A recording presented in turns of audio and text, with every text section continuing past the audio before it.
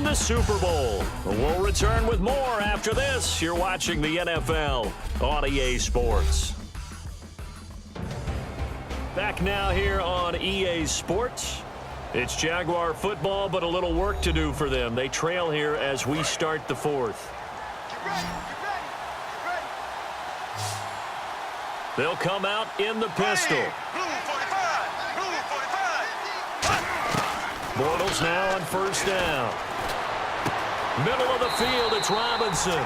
And he's brought down. They'll get 17 yards there. And the Jags are going to have a first down. That was a nicely run slant route, and what the receiver's trying to do is make the defender think he's going upfield for a deeper route, and then breaks it off, usually after about 3 to 4 steps, and cuts towards the middle of the field. And no escaping this time as he'll go down. They got him for a sack. Ziggy Ansah in there to get him, and that is sack number 15 for him on the year. Well, how about that? A dime set on defense, 6 defensive backs. None of them blitz. They're just back there in coverage. Defensive lineman gets the sack. That's where the O-line, they go to the sideline, they keep their helmets on so the cameras can't find them, right? Yeah, the cameras can't find them, but I know one thing. The O-line coach will. And here comes play number 6 on this drive. And they'll add a DB in the secondary here on 3rd and 14. Partner, it's a lot of fun watching the NFL now, isn't it? Because when the big fella runs routes, it used to be when we were kids, he'd run about 3 different routes, and that was it. Now he can run anything and catch the ball, as we just saw there. Here's Brad Nordman now, as he's on to punt for the 4th time tonight.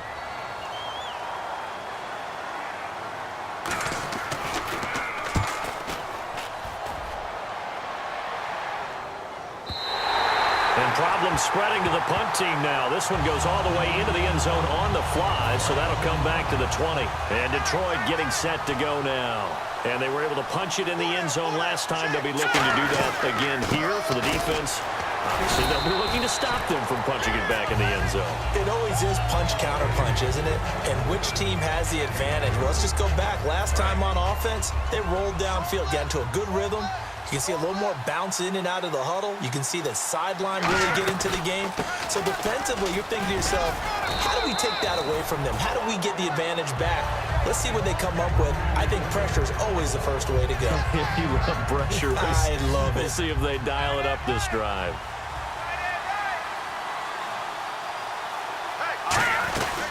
Yet another carry here tonight for Gurley. And he's brought down. 12 yards there as they move the chains. So it'll be first down here after the run.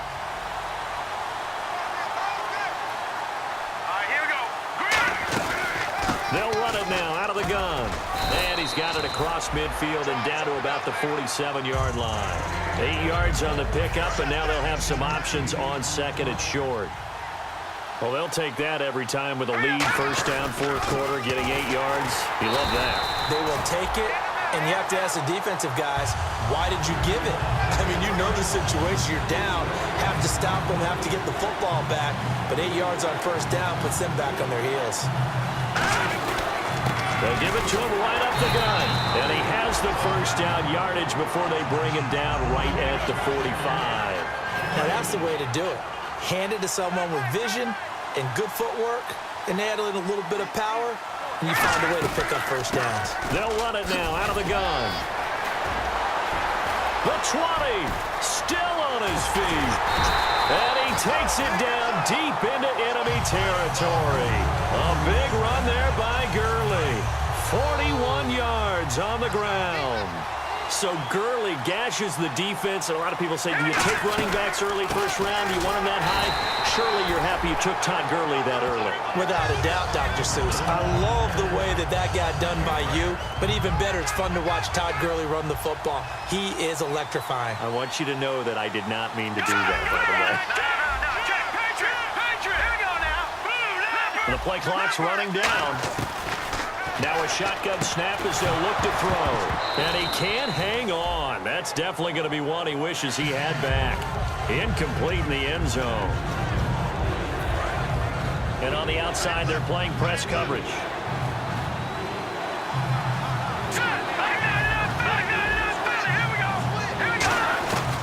They'll look to throw on 3rd That's caught at the 3.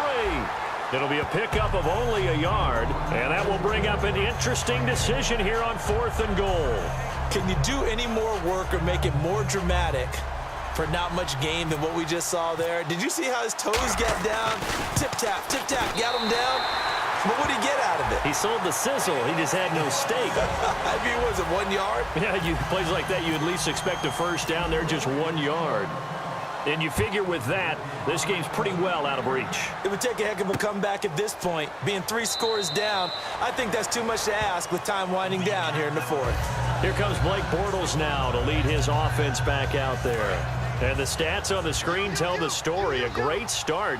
This defense, they made some good adjustments, though. He's fallen off since. Have to like what they did at the half, but you also have to like the fact that they hung in there. Despite the fact they had a tough first half, he was locked in, right? Rocking and rolling. They came out, made their adjustments, got their confidence back. Now they're causing them all sorts of trouble. Sometimes the coverage is so good, no matter what you're doing on offense, you just can't shake anyone free. They try their best to find someone open, but they took away every passing alley, every angle, and shut the play down. It's a 9-yard pickup on the play, and that'll bring up a 3rd and 1. Quick pass play there on the slant, Charles. Works out well for the offense. The offense loves it. The defender hates it. Hard to get through the body of the receiver to get to the football trying to cover a slant. Now Bortles. And he will find his man. It's Kenny Britt. It goes as a gain of 8, and it moves the chains. And Brandon, from our time in college football, where receivers weren't running the traditional NFL route tree, one thing they did learn, find open areas, find soft spots, and set up and catch the ball. And I think we just saw that there. Yeah, we saw that indeed, picking up the first. He finds Robinson. They showed off a nice juke of the defender before the next wave could bring him down. 2nd and just 1. And this time they go underneath for a simple pitch and catch. And not only do you get the pitch and catch, Brandon, but you're able to keep the receiver moving when you hit him with the drag route. Caught here left side by Britt. And he'll be brought down, it looks like right at the 40. It's a 10-yard pickup, and it moves the chains. A little football 101 there. You just see the receiver try to run down the defender, meaning he goes right at him, and really trying to move him a little bit towards the center of the field so he can put his foot in the ground. And no escaping this time as he'll go down. They got him for a sack. Ezekiel Ansah in there to drop him, and he continues to wreak havoc in offensive backfield. Sack number 16 on the year. Bortles.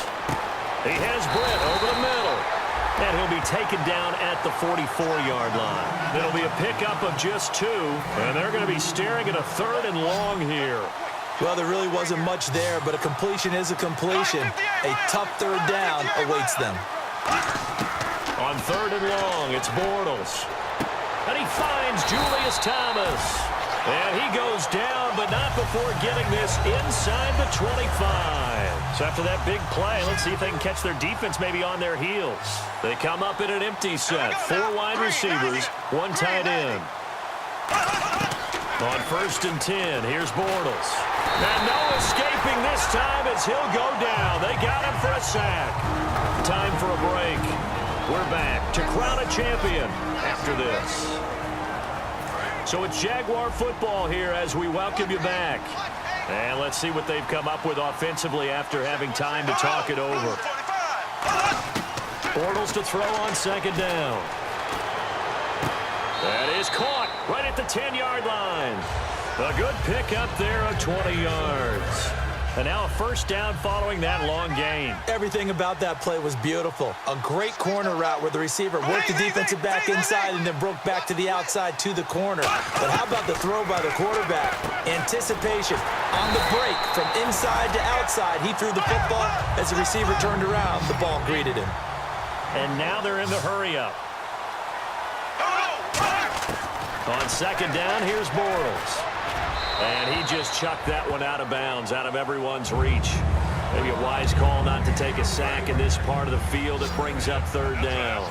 They got to have 6 here. It's 3rd and goal. Black 58 real. Black 58 real. Bortles now on 3rd and goal. That's Hearns. He's got it. Touchdown, Jaguars. Allen Hearns hitting double digits with his 10th touchdown of the season. And the Jaguars make some inroads here on that deficit. And he's got it up and through. 2 scores down, 3 timeouts left. Still a chance if they can somehow get this one back. And the Lions are able to cover this one up. They knew they needed a miracle. They had to have that onside kick. They didn't get it. Well, as we knew, even before they put the toe to the leather on that one, their chances of getting that done, slim and none. And I do believe we saw Slim just leave the door, didn't we? We did indeed. I think we're down to 9. And now the Jags defense deciding to call a timeout. It's just their first. They've got 2 more to use here in the final stages. Gurley again here on first down. And now the Jags going to signal for another timeout. That'll leave them with just 1 remaining in this 4th quarter of play.